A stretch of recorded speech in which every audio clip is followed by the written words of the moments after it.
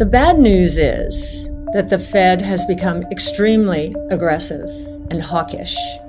The good news is that we are beginning to get data that is confirming that the economy, the U.S. economy, is in recession. And if you've tuned in before, you know that we believe that Europe and China effectively have been in recession as well. So now a global recession. We're also getting a lot of indicators that prices are coming down. And I think this notion that the inflation that everyone has been worried about is quite a wrong way of looking at the world right now. We believe that deflation is the much bigger risk. We've been saying this for a time. We've been ridiculed for saying it. And we were challenged by those who were sure that we were back into a 70s style inflation scenario. We think that the pricing action, and I'm not just talking about stocks and bonds, I'm talking about commodity prices, crypto prices, and perhaps soon even housing prices, that many people will conclude the greater risk is deflation. And as you know, we don't think deflation is a bad thing per se. It is a bad thing the way the Fed has approached it, we believe. But deflation can be a very good thing if it is caused by technology and progress. And we think we're going to see a lot of that over the years. But right now, we're looking at bad deflation. And we're going to have to get through this. I think the next Fed move is supposed to be at the end of this month.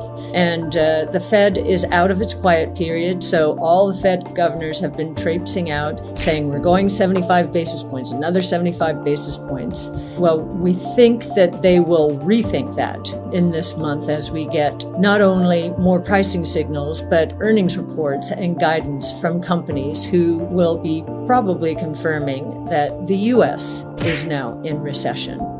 So bad news, good news. Darkest before the dawn. We called this segment Finding Growth.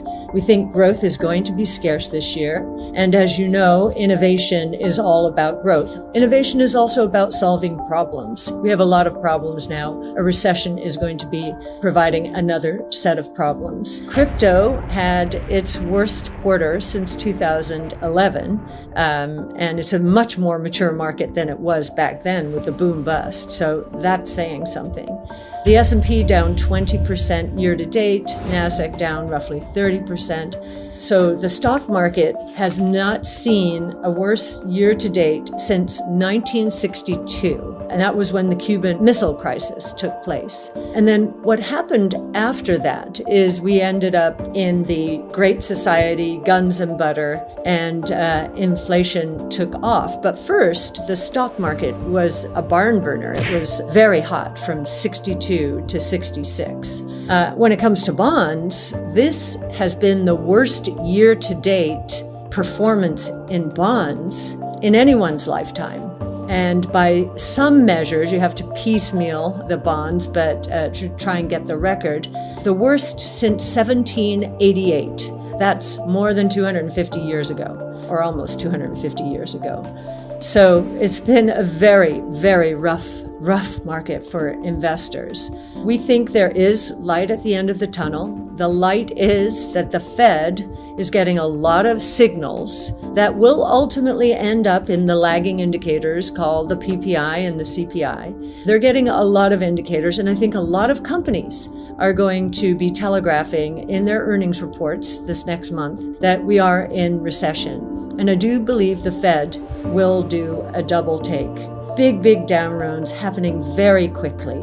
He repeated what he said in Jackson Hole, essentially. They're focused only on prices. Now, they have a dual mandate, employment and prices. Frankly, I'm happier that they're focused on more of a price rule, so that's good. But I think the reason for the pivot is going to be a massive amount of deflation in the system. It's already here. If you look at commodity prices, the gold price, for example, it actually peaked in August of 2020, and it's at the lower end of a 2-year range, while copper has broken down, oil is breaking down, lumber has crashed, iron ore as well. Freight rates out there are suggesting that the supply chains are loosening up quite significantly. The rates are coming down. So we've got deflation in the system, and the way way I describe what's going on right now, I was in my early days in my career in the early 80s when Volcker was taking a sledgehammer to inflation because it was embedded in the system after 15 years of profligate spending, Vietnam War, Great Society, and then going off the gold exchange standard. A sledgehammer, that's what he needed. That is what I believe Chairman Powell thinks he needs. And we just don't think that's true because we see so much deflation. And then one more thing, we also see a massive inventory overhang around the world. You've got Europe in recession, China in recession effectively.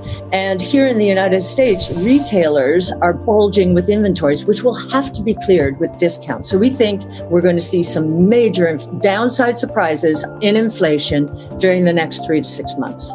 The Fed is looking at the PCE deflator, which peaked in February at 5.3%. It's down to 4.6%. And we believe we've already seen some negative numbers. Nobody believes them. We do. And we believe we're going to see some more negative numbers during the next 3 to 6 months. So wouldn't be surprised to see it well down into the threes in the next 3 to 6 months, if not into that 2 handle.